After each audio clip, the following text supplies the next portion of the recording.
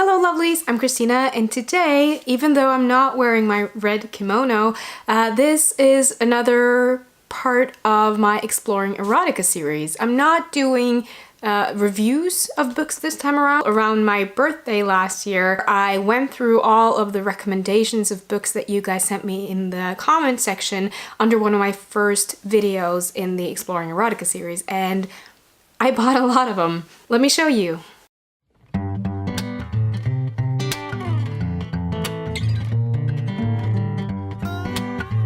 Firstly, I'm going to show off a couple of books that I've already read and reviewed in other wrap-ups, and I will also talk more about them in my next Exploring Erotica episode where I will review a few of the books that I've read. The first one is Captive in the Dark by C.G. Roberts.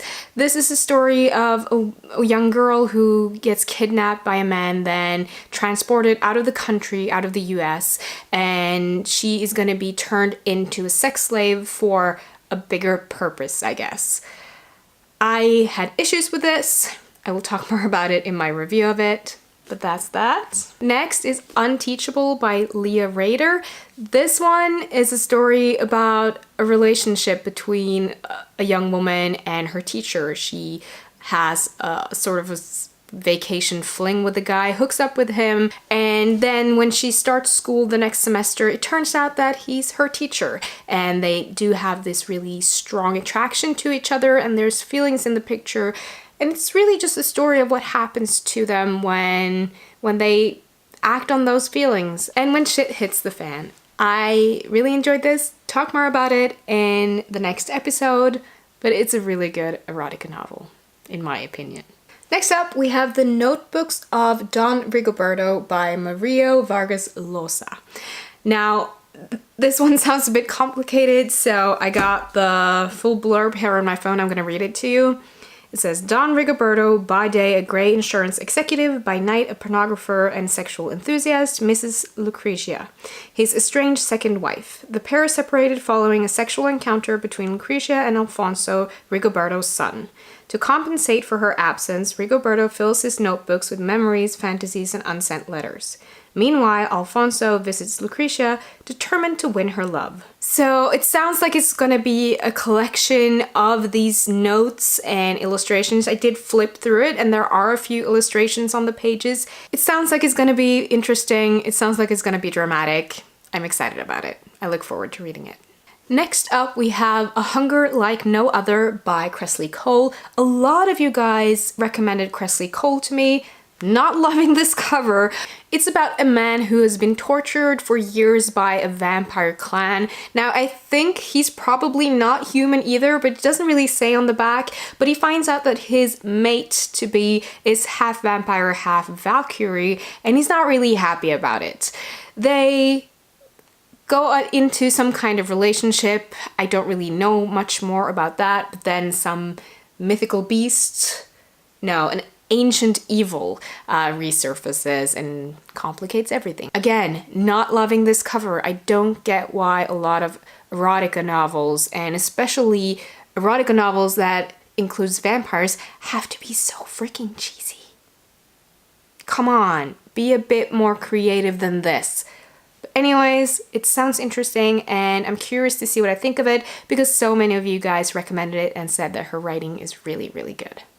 Next up, we have Quiver by Tobsha Learner. This is a collection of short stories. It says, Quiver's 12 interlinked short stories explore desire and transport us into a world of love, power, pain, pleasure, and obsession. Experience the excitement of lust as its most primal. It sounds like it's going to be an interesting erotica read. I'm excited about it because this one as well was one that was recommended by quite a few of you guys. So look forward to getting to this. Next up, we have The Siren by Tiffany Reisz, 50 Shades Darker Than Grey.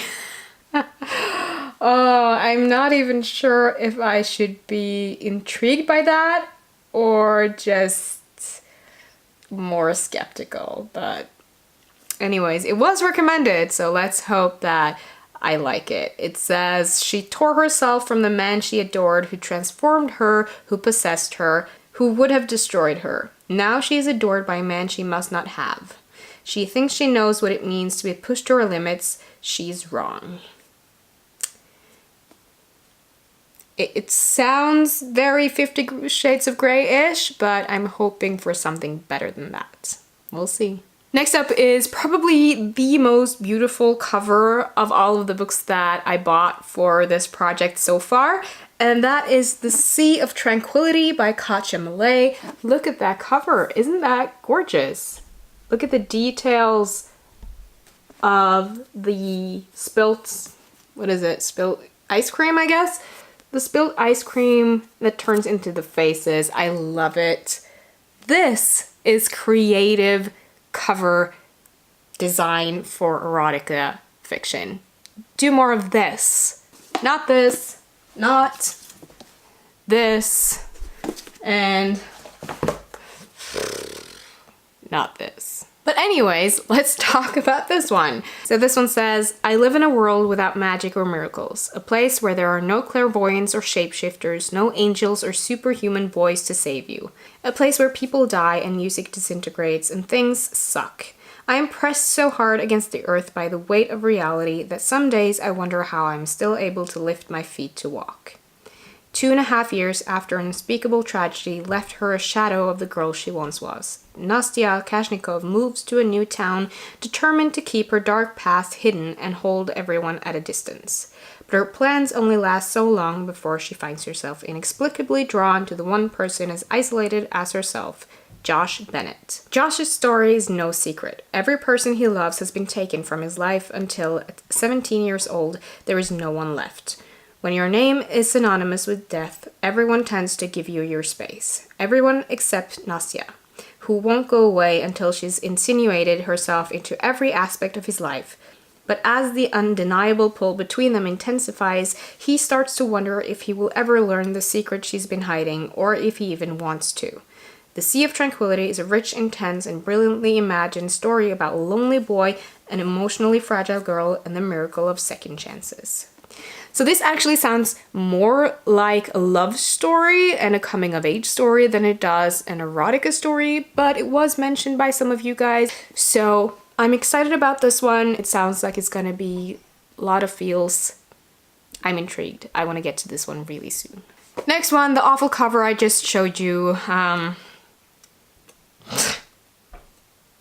This is probably the worst cover so far, and don't get me wrong, I'm all for the power of women and being able to show nudity. I think we should celebrate the body and all that it is.